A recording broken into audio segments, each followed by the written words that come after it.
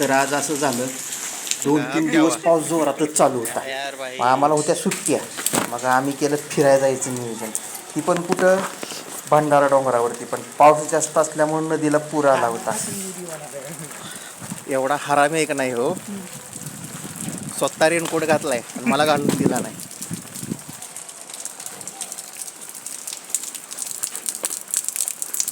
बघूया नक्की किती पाणी देऊ गावात आलंय. रस्त्यावर सगळीकडे पाणीच पाणी होतं. मग काहीतरी पण पुढे गेलो, थोडंसं पुढं गेल्यावर आम्हाला माने सरकार भेटलं. आता त्यांनी भेटलं म्हटल्यावर आम्ही झालो 3 जण.